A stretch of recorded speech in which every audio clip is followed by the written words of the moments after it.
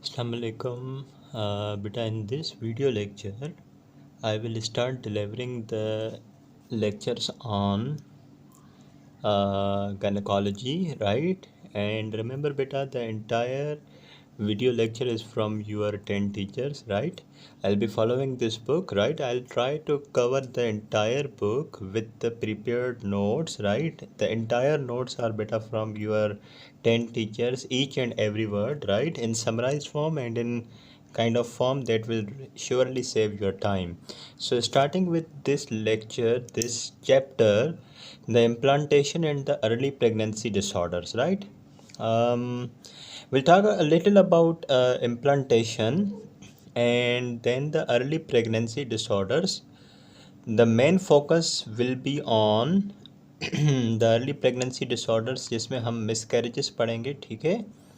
और मिसकैरेजेस के अलावा एक्टॉपिक प्रेगनेंसी को थोड़ा तफसील में पढ़ेंगे, ठीक है? ये दोनों चीज़ें हम पैथो में भी पढ़ चुके हैं बेसिस से, लेकिन यहाँ पे इनकी अपनी सिग्निफिकेंस है बेटा. So let's start with this particular chapter.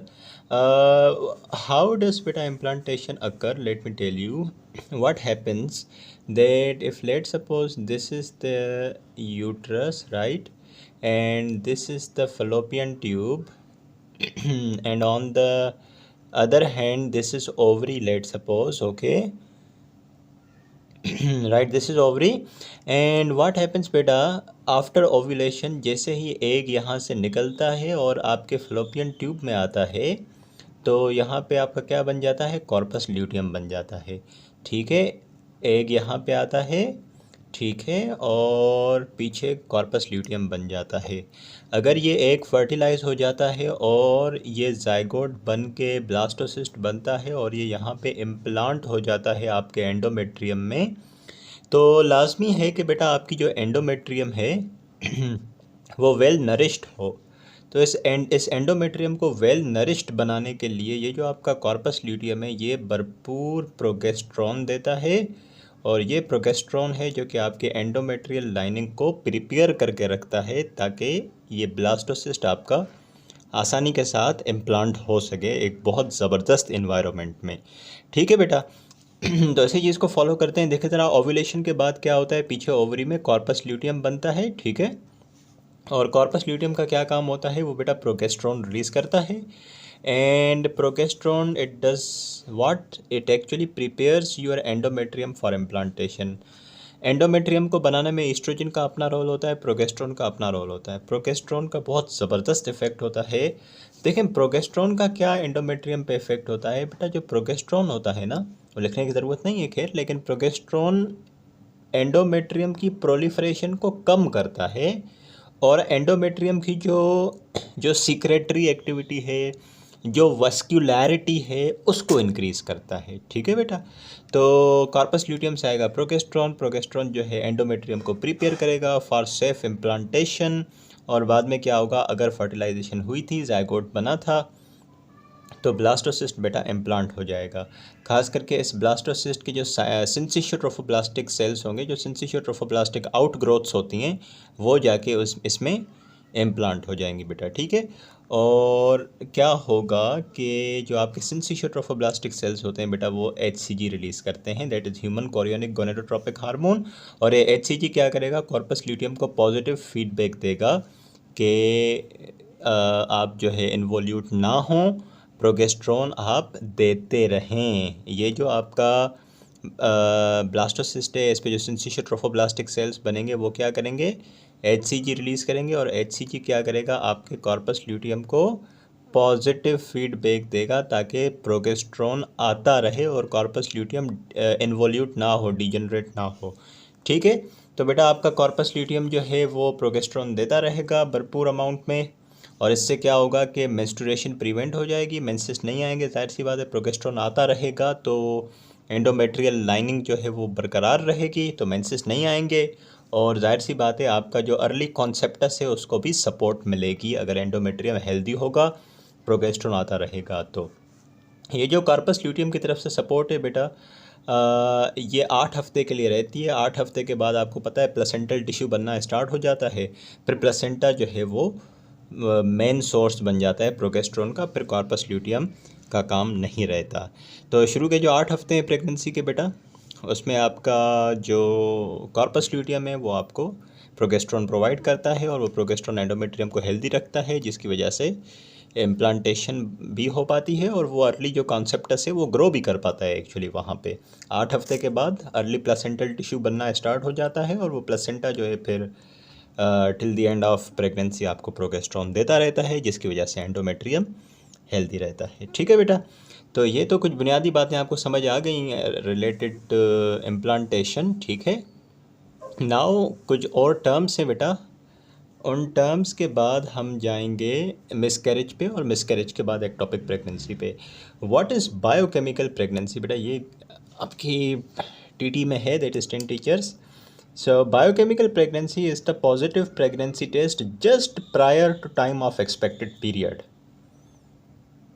और फिर बाद में मेंस्ट्रुएशन हो जाए। बायोकेमिकल प्रेगनेंसी क्या है, इसको थोड़ा आसान लफ्ज़ों में समझाने की कोशिश करता हूँ। फ़र्ज़ करें it's my day 26 of monthly menses, and 2 days later I have to have my menses, okay? But on day 26 if I get pregnant and my pregnancy test is positive, so I must be happy, okay? This is day 26 of my monthly cycle, right? And on day 28 normally मुझे माहवारी आती है, ठीक है? On 26 मैंने pregnancy test किया और मुझे पॉजिटिव प्रेगनेंसी टेस्ट मिला, that means I am positive. तो उसूलन क्या होना चाहिए, 28 को मेंसेस नहीं आने चाहिए। अगर 26 को आप अपनी प्रेगनेंसी टेस्ट करते हो, अगर प्रेगनेंसी है तो 28 तारीख को माहवारी नहीं आनी चाहिए, मेंस्ट्रुएशन नहीं होनी चाहिए, ठीक है? क्योंकि प्रोजेस्टेरोन, अगर बेटा देखें प्रेगनेंसी हो चुकी है तो फिर तो प्रोजेस्टेरोन आता रहेगा कॉर्पस ल्यूटियम से, और मेंसेस नहीं होंगे। लेकिन अगर 26 को आपकी प्रेगनेंसी टेस्ट पॉजिटिव आती है और 28 को आपको मेंस्ट्रुएशन आ जाती है, आप मेंसेस आ जाते हैं, तो उस प्रेगनेंसी को हम बायोकेमिकल प्रेगनेंसी कहते हैं। और उसकी वजह क्या है, जाहिर सी बात है बेटा, इन 2 दिनों के अंदर प्रेगनेंसी जो है वो टर्मिनेट हुई होगी, उसी की वजह से मेंसेस आए ना, वरना तो नहीं आते, ठीक है? तो okay, positive pregnancy test just prior to time of expected period, कुछ दिन पहले, और फिर उसके बाद मेंसेस आ जाएं एज एक्सपेक्टेड, और 1 to 2 days later with the negative pregnancy test, ठीक है? जिस तारीख पे मेंस्ट्रुएशन होनी थी उसी दिन पे हो जाए, या से 1-2 दिन बाद हो जाए, और जब आप उसके बाद जब जाहिर सी बात है प्रेगनेंसी टेस्ट करेंगे तो वो नेगेटिव आएगी। अब ये क्यों हुआ, it may be due to the pregnancy failure, could be due to ectopic pregnancy, could be due to miscarriage, right? इसको दोबारा समराइज़ करते हैं आसान अल्फाज में। Okay, it's my day 26 of menstruation and as per schedule I have to have menses on day 28, okay? On day 26 I had my pregnancy test and it was positive. I was happy, I am pregnant, but 2 days later I got menses. I had vaginal bleeding. So there must be some problem with pregnancy, and that is obviously pregnancy failure, and that can be due to ectopic pregnancy or miscarriage, ठीक है? ectopic pregnancy हो सकती थी जो rupture हो गई, या फिर miscarriage हो गया हो इस वजह से, ठीक है बेटा? चलें, इसके बाद आगे बढ़ते हैं, detection of pregnancy. How can you detect if it is pregnancy और नॉट? जो कॉमन सबसे टेस्ट होता है वो तो सबसे पहले बेटा यूरिन HCG होता है, घर पे भी जो यूरिन डिपिस्टिक टेस्ट होती है, दैट उसमें यूरिन HCG देखते हैं, ठीक है? और यूरिन HCG के अलावा you have got serum HCG। Remember, serum HCG double every 48 hours, हर 48 घंटे के बाद सीरम HCG डबल हो जाता है। उसके अलावा TVUSS कर सकते हैं, that is transvaginal ultrasound scan. ये एक ऐसा प्रोसीजर है जिसमें वजाइना के थ्रू जाते हैं, वजाइना से अंदर जाते हैं और फिर अल्ट्रासाउंड स्कैन लेते हैं, and it can detect even the very early intrauterine gestational sac, जो फर्स्ट साइन होती है नॉर्मल प्रेगनेंसी की। 5 हफ्ते पे बेटा, 5 हफ्ते पे आपको गेस्टेशनल सैक दिख जाता है, और ये आपको ज़ाहिर है बेटा देखने के लिए बड़ी ज़बरदस्त टेक्निक चाहिए, एंड दैट ज़बरदस्त technique is your transvaginal ultrasound scan, right? So transvaginal ultrasound scan TV USS, it can detect even very early intrauterine gestational sac, which is the first sign of the normal pregnancy at around 5 weeks of gestation. फिर उसके एक दो दिन बाद आपको York सेक भी दिखना start हो जाएगा विद इन द गेस्टेशनल सेक, ठीक है। और उसके अलावा अराउंड 5.5 वीक्स पे आपको एम्ब्रियोनिक फीटस आइडेंटिफाई हो जाएगा और अराउंड 6 वीक्स जो है बेटा फीटल हार्ट बीट भी मिल जाएगी, ठीक है बेटा। इस तरीके से आप प्रेगनेंसी को डिटेक्ट कर सकते हैं। ओके, राइट आफ्टर दिस बेटा एक और छोटी सी टर्म और उसके बाद हम चलते हैं मिसकैरेज पे। गेस्टेशनल एज आपको पता होगा बेटा, इसका आइडिया थोड़ा एम्ब्रियोलॉजी से भी होगा। और गेस्टेशनल एज देखें बेटा क्या होती है, ये काउंट होती है लास्ट मेंस्ट्रुअल पीरियड से। अब फ़र्ज़ करें कि ये है डे 1 ऑफ मेंसेस, ठीक है, और ये है डे 14 ऑफ मेंसेस। तो अब जो फर्टिलाइजेशन है वो तो बेटा डे 14 के अराउंड ही पॉसिबल है ना, क्योंकि अंडा 1 से 2 दिन के लिए अवेलेबल होता है। तो फ़र्ज़ करें डे 14 को लास्ट मेंस्ट्रुअल पीरियड क्या था, पहली तारीख पे था, ठीक है, और डे 14 को एग अवेलेबल था और फर्टिलाइजेशन हो गई और जायगोट बन गया, ठीक है बेटा। और उसके बाद अराउंड 4 वीक्स हो चुके हैं। अब मुझे बताएंगे गेस्टेशनल एज क्या है बच्चे की। तो आपने यहाँ से काउंट नहीं करना जिस दिन कंसेप्शन हुई है या फर्टिलाइजेशन हुई है, वहाँ से काउंट करेंगे तो फिर तो ड्यूरेशन जो है वो 4 वीक्स है, फिर तो ड्यूरेशन ओनली 4 वीक्स है। लेकिन जो गेस्टेशनल एज होती है उसको लास्ट मेंस्ट्रुअल पीरियड से ऐड करते हैं, यानी यहाँ पे जितना भी टाइम हुआ है 2 हफ्ते 3 हफ्ते 4 हफ्ते, उसमें आप ये 2 हफ्ते ऐड कर देंगे, पहली तारीख से लेके 14 तारीख तक, तो प्लस 2 वीक्स, ठीक है। So this will make up 6 weeks of gestational age. अगर 14 तारीख के बाद 2 हफ्ते हुए हैं तो 2 हफ्ते ये रहे और 2 हफ्ते ये ऐड कर देंगे तो ये 4 हफ्ते की गेस्टेशनल एज हो जाएगी। बताने का मकसद ये है कि गेस्टेशनल एज आप यहाँ से लास्ट मेंस्ट्रुअल पीरियड से काउंट करते हैं, ठीक है बेटा। स्टार्ट करते हैं मिसकैरेज के साथ। What is miscarriage? Miscarriage is any pregnancy that ends spontaneously before 24 weeks gestation. Average 36 हफ्ते की बेटा प्रेगनेंसी होती है, 36 वीक्स की, लेकिन अगर 24 वीक्स से पहले spontaneously any pregnancy that ends spontaneously before 24 weeks of gestation। अगर मिसकैरेज हुआ है बेटा तो वुमेन कैसे प्रेजेंट करेगी?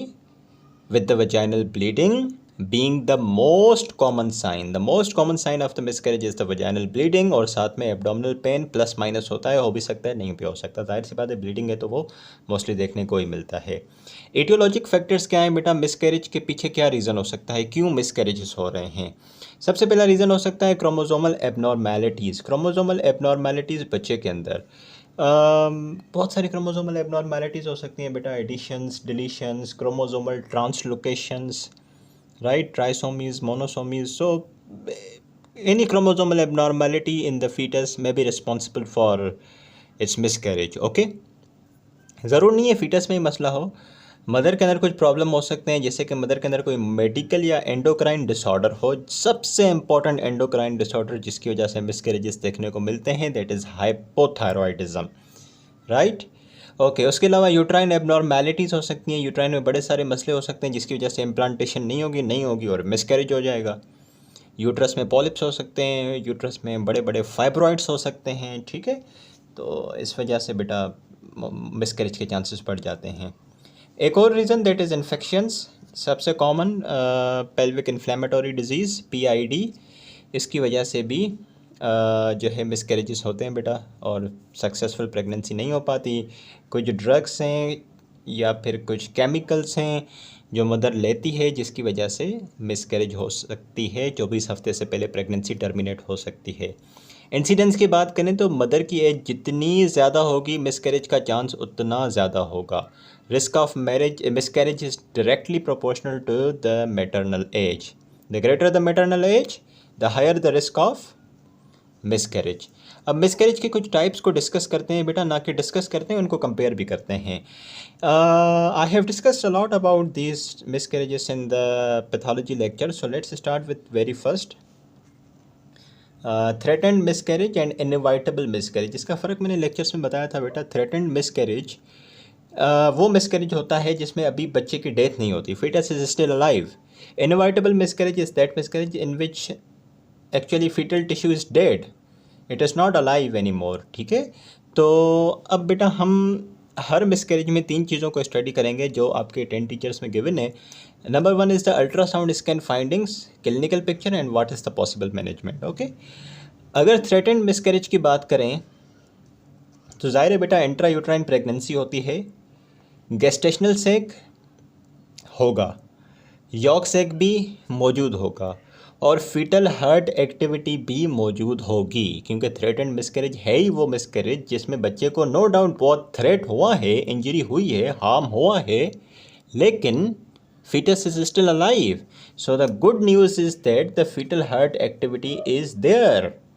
सो अगर आपको यूट्रस के अंदर गेस्टेशनल सेक मिलता है, यॉक सेक मिलता है और फीटल हार्ट एक्टिविटी भी मिलती है और आपके पास फीमेल आती है वजाइनल ब्लीडिंग के साथ, एब्डोमिनल पेन के साथ और उसका सर्वाइकल ओस क्लोज्ड है, तो इसका 100% रीज़न ये हो सकता है कि ये थ्रेटेंड मिसकैरेज है। Obviously not 100%, I apologise, but there is very high risk that it can be the threatened miscarriage. Okay, so yeah, a female is pregnant, underwent some trauma or any threat जिसकी वजह से बच्चे को नुकसान हुआ, लेकिन fetus is still alive, fetus is still alive, gestational sac is there, yolk sac is there in the, आप ultrasound करोगे उस पर आपको यूट्रस के अंदर गेस्टेशनल सेक भी मिल जाएगा, यॉक सेक भी मिल जाएगा और फीटल हार्ट एक्टिविटी भी मौजूद होगी।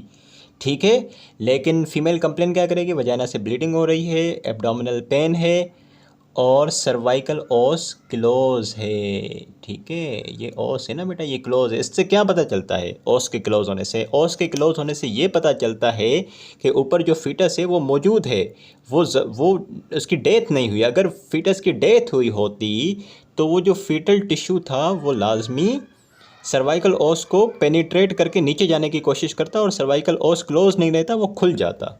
ठीक है बेटा, सो या threatened miscarriage. Okay, ultrasound finding आपको पता है, क्लिनिकल प्रेजेंटेशन पता है। इसमें मैनेजमेंट हम क्या करते हैं बेटा, सपोर्टिव मैनेजमेंट करते हैं, क्योंकि बच्चा अभी भी ज़िंदा है। अब मदर को आप बोलते हैं कि आप अवॉइड करें वेट लिफ्टिंग को, अवॉइड करें बेंडिंग को, मतलब हर उस एक्टिविटी से अवॉइड करें जिससे बच्चे पे प्रेशर पड़ेगा, बच्चे पे कोई थ्रेट आएगा। ठीक है, इस तरीके से। उसके बाद आता है इनएविटेबल मिसकैरेज। बेटा इनएविटेबल मिसकैरेज इस तरह का मिसकैरेज होता है जिसमें फीटल टिश्यू की डेथ हो चुकी होती है। ठीक है, फीटस इज़ नॉट अलाइव। आप अल्ट्रासाउंड करेंगे तो अल्ट्रासाउंड स्कैनिंग फाइंडिंग्स क्या मिलेंगी कि इंट्रायूट्राइन प्रेगनेंसी होगी, गेस्टेशनल सेक अंदर मौजूद है। ठीक है, यॉक सेक भी अंदर मौजूद होता है, लेकिन फीटल हार्ट एक्टिविटी मौजूद नहीं होती क्योंकि फीटस की डेथ हो चुकी है। फीमेल कंप्लेन सेम करती है, वजाइनल ब्लीडिंग के साथ आती है, एब्डोमिनल पेन के साथ आती है, लेकिन उसका सर्वाइकल ओस ओपन होगा क्योंकि बच्चे की डेथ हो चुकी है और फीटल टिश्यू यूट्रस से नीचे आ रहा होगा। उस जो जितना भी मवाद है, जितना भी कंटेंट है फीटल टिश्यू का, वो नीचे जा रहा होगा, सर्विक्स के थ्रू नीचे बाहर निकलने की कोशिश करेगा, तो सर्वाइकल ओस ओपन हो जाएगा। देखिए कंप्लेन दोनों की सेम है, थ्रेटेंड मिसकैरेज भी, इनएविटेबल मिसकैरेज भी। ये औरत भी आपके पास आएगी वजाइनल ब्लीडिंग एब्डोमिनल पेन के साथ, ये औरत भी आपके पास आएगी वजाइनल ब्लीडिंग एब्डोमिनल पेन के साथ। फिर आपने अल्ट्रासाउंड करना है, अल्ट्रासाउंड में भी गेस्टेशनल सेक यॉक सेक दोनों में मिलेगा, लेकिन बात आएगी फीटल हार्ट एक्टिविटी की। अगर बच्चे की हार्ट एक्टिविटी है तो मतलब वो थ्रेटेंड मिसकैरेज है, अभी बच्चे को बचाया जा सकता है। लेकिन इनएविटेबल मिसकैरेज ऐसी कंडीशन है जिसमें फीटल हार्ट एक्टिविटी नहीं होती और बच्चा डेड होता है, उसको बचाया नहीं जा सकता। बाय मैनुअल एग्जामिनेशन पे आप देखोगे सर्वाइकल ओस अगर खुला हुआ है तो मतलब मवाद बाहर आ रहा है और इनएविटेबल मिसकैरेज है, और अगर सर्वाइकल ओस क्लोज है बेटा तो इसका क्या मतलब है कि थ्रेटेंड मिसकैरेज है और अभी बच्चा ऊपर है और अलाइव है। इनएविटेबल मिसकैरेज के केस में मैनेज कैसे करते हैं फीमेल को, इसकी या तो हम एक्सपेक्टेंट मैनेजमेंट करते हैं, या तो मेडिकल मैनेजमेंट या सर्जिकल मैनेजमेंट। इन तीनों चीज़ों को बेटा तफसील से भी हम डिस्कस करेंगे। ठीक है, इसके अलावा कुछ और टाइप्स है मिसकैरेजेस की, ज़रा उसको डिस्कस करते हैं। राइट राइट बेटा, talking about incomplete and complete miscarriage, these are actually the types of inevitable miscarriage. पीछे पेज पे हमने क्या डिस्कस किया बेटा, एक थ्रेटेंड मिसकैरेज, एक इनएविटेबल मिसकैरेज। इनएविटेबल मिसकैरेज वो था जिसमें फीटल हार्ट एक्टिविटी नहीं थी और सर्वाइकल ओस ओपन था, ठीक है। फीटस की डेथ हो चुकी है बेटा इनएविटेबल मिसकैरेज में, ठीक है। अब मैं आपको बताता हूँ कि फीटस की बेटा जब डेथ हो गई है, फीटस की जब डेथ हो गई है, so this is your inevitable miscarriage, okay, fetus is death, fetus is died actually। अच्छा, fetus की डेथ के बाद जो डेड फेटल टिश्यू है ना, डेड फेटल टिश्यू जो है वो आपके यूट्रस में से एक्सपेल होगा, ठीक है, उसकी एक्सपल्जन होगी। अगर ये एक्सपल्जन बेटा कंप्लीट हो जाए और कंप्लीट हो चुकी है तो उसको हम कंप्लीट मिसकैरेज कहेंगे, और अगर इनकम्प्लीट एक्सपल्जन हुई है, आधा जो है डेड फीटल टिश्यू है वो बाहर निकल चुका है और आधा मवाद अभी भी यूट्रस में पड़ा हुआ है, तो उसको कहते हैं हम इनकम्प्लीट मिसकैरेज, ठीक है। तो इनकम्प्लीट मिसकैरेज की बात करें, जब आप जाहिर सी बात है अल्ट्रासाउंड स्कैन करेंगे तो अल्ट्रासाउंड स्कैन पे आपको रिटेन्ड प्रोडक्ट्स ऑफ कॉन्सेप्शन मिलेंगे, ठीक है। हमने यही बात की कि अगर जो डेड फीटल टिश्यू है उसका मवाद अगर अंदर मौजूद है, अभी पूरा नहीं निकला, तो दैट इज़ इनकम्प्लीट मिसकैरेज, ठीक है। क्लिनिकल पिक्चर की बात करेंगे तो बेटा जाहिर सी बात है वजाइनल ब्लीडिंग के साथ वुमेन आएगी, क्योंकि कुछ ना कुछ मवाद तो बाहर निकल रहा है और ज़ाहिर है वो वजाइनल ब्लीडिंग भी कराएगा, साथ में एब्डोमिनल पेन भी होगा, सर्वाइकल ओस ओपन होगा, उसी के थ्रू तो कुछ ना कुछ मवाद बाहर जा रहा है लेकिन कुछ अभी भी अंदर है। देखें, products of conception are located in the os, ठीक है। सो कुछ प्रोडक्ट्स जो है they are actually present inside, they are not completely expelled out. Management की बात करें तो बेटा remove the pregnancy tissue at the time of speculum, incomplete miscarriage है ना, आधा टिश्यू बाहर निकल गया, आधा अंदर है, आप स्पेक्यूलम यूज़ करें और इसको रिमूव करें। और उसके अलावा इसकी एक्सपेक्टेंट मेडिकल और सर्जिकल मैनेजमेंट होती है, इसकी हम तफसील में बात करेंगे, ठीक है बेटा। अच्छा, उसके बाद अगर हम आ जाएँ कंप्लीट मिसकैरेज पे, तो कंप्लीट मिसकैरेज बेटा वो होता है इनएविटेबल मिसकैरेज जब आपका यूट्रस जो है एम्प्टी हो। ये अल्ट्रासाउंड की फाइंडिंग्स हैं, ये क्लिनिकल फाइंडिंग्स हैं और ये मैनेजमेंट है। अल्ट्रासाउंड फाइंडिंग्स जो हैं बेटा वो कंप्लीट मिसकैरेज में ज़ाहिर है यूट्रस एम्प्टी होगा। यू नीड टू हैव बेटा serum HCG to exclude the ectopic pregnancy. एक फ़ीमेल है जो कि आपके पास आती है वजाइनल ब्लीडिंग के साथ, एब्डोमिनल पेन के साथ, आपको कैसे पता चलेगा कि ये मिसकैरेज है और अगर है तो कौन सा है। एक औरत आपके पास आती है एब्डोमिनल पेन और ब्लीडिंग के साथ। If you want to know if it is miscarriage or not and what type of miscarriage it is, what will you be going for, आप जाहिर सी बात है एब्डोमिनल एग्जामिनेशन करोगे, पेल्विक एग्जामिनेशन करोगे और अल्ट्रासाउंड करवाओगे। अल्ट्रासाउंड आपने करवा लिया, ठीक है, और आपको यूट्रस पूरा खाली मिलता है, और आपको यूट्रस पूरा खाली मिलता है, तो आपके जहन में क्या आएगा कि यार ये थ्रेटेंड मिसकैरेज तो नहीं होता, क्योंकि उसके अंदर यूट्रस खाली नहीं मिलता है, टिश्यू पड़ा हुआ होता है, फीटल टिश्यू।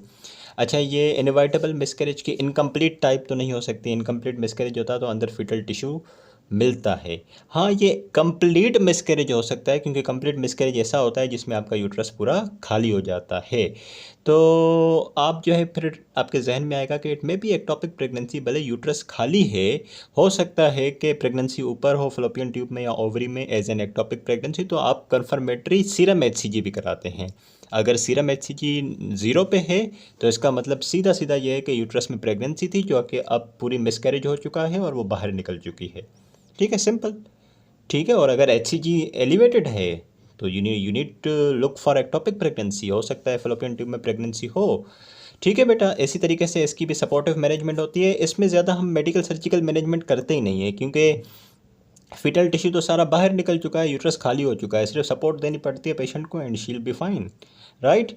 उसके बाद comes the missed miscarriage. Missed miscarriage में और इनएविटेबल मिसकैरेज में बड़ा कम जो है इसमें थोड़ा कन्फ्यूजन होती है कि जो बेटा आपकी इनएविटेबल मिसकैरेज होती है उसमें भी प्रेजेंटेशन यही होती है ना, कि गेस्टेशनल सेक मौजूद होता है, यॉक सेक मौजूद होता है, लेकिन फीटल हार्ट एक्टिविटी नहीं होती। तो how are you going to differentiate it from inevitable miscarriage? The thing is clinical picture. It is asymptomatic in case of missed miscarriage. Inevitable miscarriage के साथ पेशेंट जब आ रहा था तो वो प्रेजेंटेशन लेके आ रहा था, उसको बहुत ज़्यादा एब्डोमिनल पेन और वजाइनल ब्लीडिंग थी, ठीक है। लेकिन अगर मिस्ड मिसकैरेज है तो अल्ट्रासाउंड फाइंडिंग तो बिल्कुल सेम है, वही इनएविटेबल मिसकैरेज वाली कि गेस्टेशनल सैक मौजूद है, यॉक सैक मौजूद है, लेकिन फीटल हार्ट एक्टिविटी नहीं है, ठीक है। और लेकिन patient is asymptomatic unlike inevitable miscarriage, ठीक है। And it is often diagnosed at booking ultrasound scan. आप अल्ट्रासाउंड स्कैन बुक करवाते हैं, अल्ट्रासाउंड स्कैन होता है आपका, और फिर दिखता है कि अच्छा गेस्टेशनल सैक मौजूद है, यॉक सैक मौजूद है, लेकिन फीटल हार्ट एक्टिविटी नहीं है। अगर पेशेंट सिम्टोमेटिक होता तो ये इनएविटेबल मिसकैरेज की कैटेगरी में आता। अगर पेशेंट एसिम्टोमेटिक है तो it is missed miscarriage.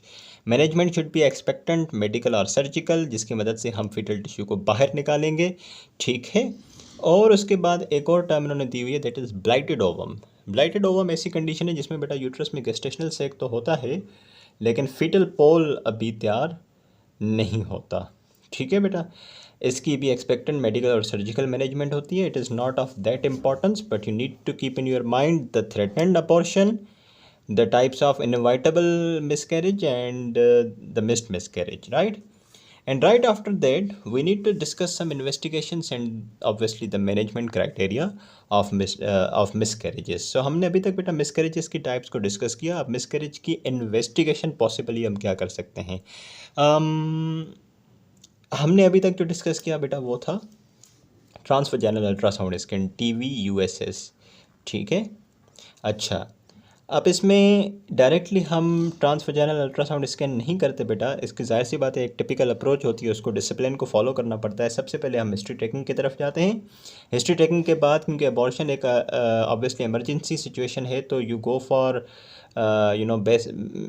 every basic thing, that is the airway, breathing and the circulation. You need to perform the abdominopelvic examination. Abdomen आप पूरा देखते हो, ठीक है, और पेल्विस पूरा एग्जामिन करते हो। उसके बाद जाके आप वजाइना के थ्रू अल्ट्रासाउंड स्कैन निकालवाते हो, और उस जाहिर सी बात है इसके थ्रू ही आपको जो है वो पता चलेगा कि अंदर यूट्रस में जो है वो क्या इमेज है, ठीक है। और आप पता चलाओगे कि बेटा ये मिसकैरेज है या कुछ और है जिसकी वजह से ब्लीडिंग और पेन हो रहा है, और अगर मिसकैरेज है भी तो उसकी कौन सी टाइप है, ठीक है।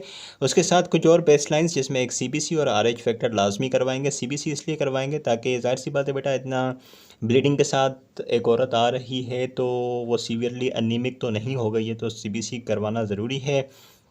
और साथ में रेजस फैक्टर कराना ज़रूरी है ताकि पता चले कि RH इनकम्पेटिबिलिटी की वजह से मिसकैरेज तो नहीं हुआ और उसकी वजह से ब्लीडिंग हो रही है, ठीक है।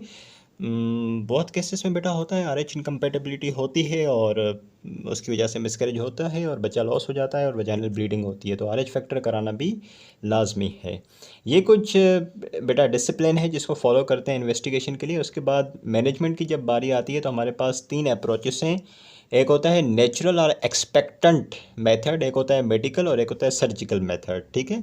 इन तीनों को डिस्कस करते हैं बेटा। अगर एक औरत है जिसको मिसकैरेज हुआ है, चाहे थ्रेटेंड है, चाहे इनएविटेबल है, कंप्लीट इनकम्प्लीट, चाहे मिस्ड मिसकैरेज है, तो उसको हम कैसे मैनेज करेंगे, ठीक है।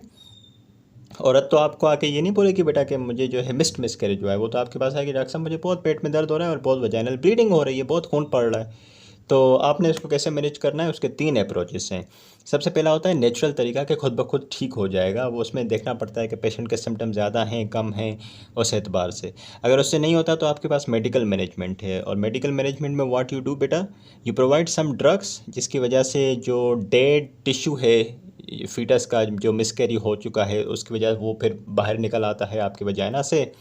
और अगर मेडिकल ट्रीटमेंट से मैनेज नहीं होता तो फिर सर्जिकल ऑप्शन भी अवेलेबल है, सर्जरी करके हम वो डेड मिसकैरेड टिश्यू बाहर निकाल देते हैं, ठीक है। तो अब ज़रा डिस्कस करते हैं इन तीनों अप्रोचेस को बेटा।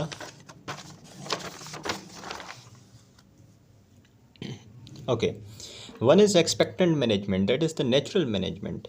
It allows for the avoidance of the surgery. जो सर्जरी को अवॉइड करना चाहते हैं उनके लिए ये रास्ता है एक्सपेक्टेंट मैनेजमेंट। इसमें क्या होता है बेटा, body naturally expels the pregnancy tissue without medical intervention. आपने कुछ नहीं करना, जाहिर सी बात है यूट्रस में कंट्रैक्टाइल एबिलिटी है, यूट्रस कंट्रैक्ट करेगा, जो डेड फीटल टिश्यू था वो बाहर एक्सपल आउट हो जाएगा, ठीक है। और ये हर केसेस में आप ज़ाहिर नहीं कर सकते। It is only recommended for early miscarriages. अगर बच्चा 10 हफ्ते से पहले मिसकैरी हुआ है तो मुमकिन है कि वो नेचुरल तरीके से ही बाहर निकल जाए, ब्लीड कर करके। मिस्ड मिसकैरेज एक ऐसी कंडीशन है जिसमें हम नेचुरल एक्सपेक्टेंट रूट के साथ जा सकते हैं, अप्रोच के साथ जा सकते हैं। क्यों मिस्ड मिसकैरेज में हम एक्सपेक्टेंट मिसकैरेज मैनेजमेंट के साथ जाते हैं? क्योंकि missed miscarriage is asymptomatic. Female इतनी ज़्यादा वजाइनल ब्लीडिंग और पेन नहीं लेके आती, ठीक है, और क्योंकि वो भी आराम में होती है जो औरत होती है, और उसको हम फिर अलाउ करते हैं, ठीक है, कि वो नेचुरल रूट के थ्रू ही फीटस जो है वो वजाइना से निकलता रहे तो अच्छी बात है। And women who prefer non invasive approach, जिसको सर्जरी नहीं करवानी, जो ऑपरेटिव रूट के थ्रू नहीं जाना चाहती, तो उसके लिए तो जाहिर सी बात है नेचुरल रूट अवेलेबल है बेटा। ये यूट्रस है, यूट्रस के अंदर फीटल टिश्यू मौजूद है, और वो फीटल टिश्यू की डेथ हो चुकी है। यूट्रस कंट्रैक्ट करता रहेगा, और वो आहिस्ता आहिस्ता फीटल टिश्यू जिसकी डेथ हो चुकी है वो बाहर निकल जाएगा। लेकिन अगर बेटा जो प्रेग्नेंट मदर थी वो बहुत ज़्यादा सिम्टम्स के साथ आ रही है, उसको बहुत ज़्यादा वजाइनल ब्लीडिंग है, वो बहुत ज़्यादा सिम्टमेटिक है, बहुत ज़्यादा एब्डोमिनल पेन है, तो you have got other approaches like the medical and the surgical management.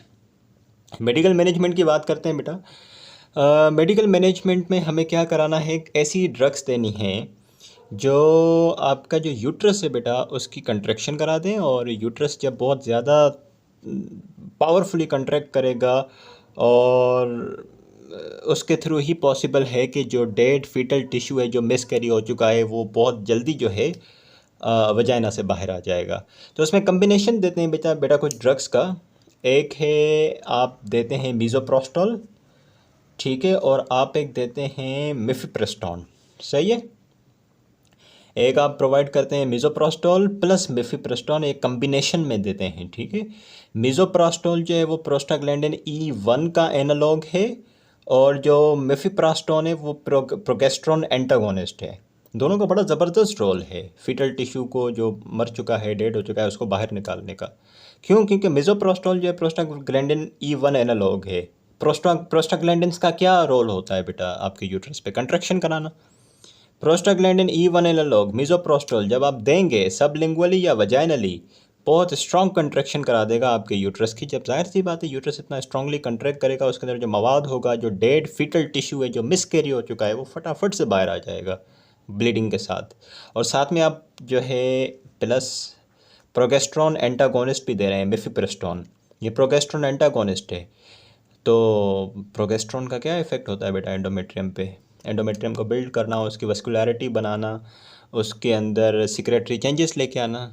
जब आप प्रोगेस्ट्रॉन एंटागोनिस्ट देंगे तो एंडोमेट्रियम खुद ब खुद ब्लीड करेगा। तो अब आपने मीज़ोप्रोस्टोल भी दी है जो स्ट्रॉन्ग यूट्राइन कंट्रैक्शन करा रही है, साथ में मिफिप्रोस्टोन भी दी है जो कि प्रोगेस्ट्रॉन एंटागोनिस्ट है। तो ये तो ब्लीडिंग कराएगी, एंडोमेट्रियम को तोड़ेगी, और ये कंट्रैक्शन करा के सारे डेड फीटल टिश्यू को बाहर निकाल देगी।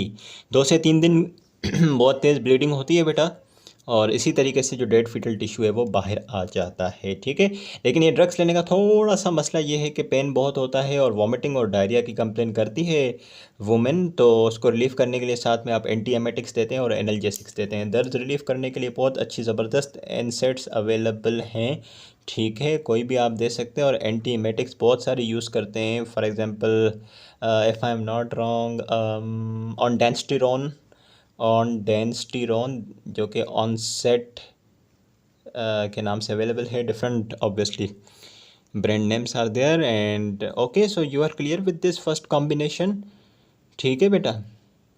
और ये ट्रीटमेंट देने के बाद आप दोबारा प्रेगनेंसी टेस्ट करते हैं कि एक बार आपने मीज़ोप्रोस्टोल और मिफिप्रोस्टोन दे दी, जो फीटल टिश्यू था वो अलाइव था, डेड था, ये ड्रग्स देने से वो निकल जाएगा बेटा वजाइना के थ्रू, ठीक है, बहुत ज़्यादा ब्लीडिंग के थ्रू। एक बार एक्सपल्जन हो गई उसके बाद आप प्रेगनेंसी टेस्ट करेंगे, HCG चेक करवाएंगे कि वो 0 पे आ गया है या नहीं आ गया, नॉन प्रेगनेंसी लेवल्स पे आ गया है या नहीं आ गया। अगर HCG नॉन प्रेगनेंसी लेवल्स पे आ गया है, और HCG के साथ आप अल्ट्रासाउंड भी करेंगे, अल्ट्रासाउंड करने पे आपको यूट्रस के अंदर, यूट्रस बिल्कुल एम्प्टी दिखता है। यूट्रस के अंदर अगर आपको कोई फीटल टिश्यू नहीं दिख रहा तो इसका मतलब ये है कि सक्सेसफुली आपने ट्रीट कर दिया है, and that's good looking thing, okay. लेकिन हाँ, मेडिकल मैनेजमेंट भी कई बार फेल हो सकती है, लेकिन इसका फेलियर रेट कम है, 10% फेलियर रेट है। ठीक है, अगर मेडिकल मैनेजमेंट फेल हो जाए, अगर और मतलब मेडिकल मैनेजमेंट देने के बाद भी बहुत ज़्यादा ब्लीड कर रही है औरत, तो बेटा उसके बाद हम जाते हैं सर्जिकल ट्रीटमेंट पे। ठीक है बेटा, तो ज़रा सर्जिकल ट्रीटमेंट को डिस्कस करते हैं। ठीक है, talking about surgical management, beta, surgical management, why is it indicated? It is indicated when there is persistent excessive bleeding. आपने मेडिकल मैनेजमेंट दी, लेकिन उसके बावजूद भी बहुत ज़्यादा पेशेंट जो है वो ब्लीड कर रही है, तो you have to go with surgical management. And if there is haemodynamic instability, इतनी ब्लीडिंग हो रही है कि हीमोडायनामिक इनस्टेबिलिटी हो चुकी है और शॉक का खतरा हो सकता है, so in that particular case you can go for surgical management. And also it is indicated if women favour this option, अगर उसको मेडिकल ट्रीटमेंट की तरफ नहीं जाना, वो डायरेक्टली सर्जरी की तरफ जाना चाहती है for better safe option, so it is indicated. Procedures की बात करें तो एक होता है बेटा मैनुअल वैक्यूम एस्पायरेशन, वो अंडर लोकल एनेस्थीसिया या जनरल एनेस्थीसिया परफॉर्म किया जा सकता है वैक्यूम एस्पायरेशन। लेकिन उससे पहले करने से, वैक्यूम एस्पिरेशन करने से पहले बेटा you have to provide the patient with misoprostol, वो सबलिंगुअली भी दे सकते हैं या फिर वजाइनली भी दे सकते हैं।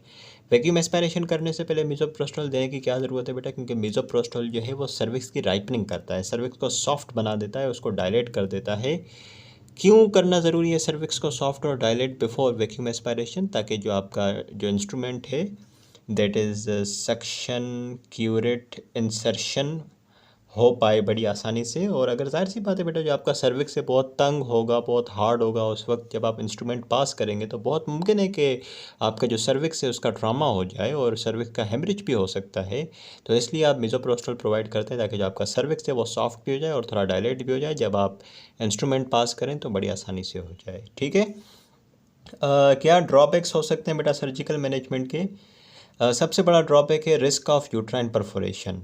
ठीक है, जब आप इंस्ट्रूमेंट डालते हैं सर्विक्स के थ्रू यूट्रस में, तो मुमकिन है कि आप सक्सेसफुली कर लें, लेकिन यूट्रस को परफोरेट करने का रिस्क रहता है। ठीक है, पोस्ट ऑपरेटिव पेल्विक इन्फेक्शन हो सकता है, क्योंकि आप जाहिर सी बात है बाहर से बेटा इंस्ट्रूमेंट्स अंदर टिश्यू में इंसर्ट कर रहे हैं, तो पेल्विक इन्फेक्शन होने का खतरा हो सकता है।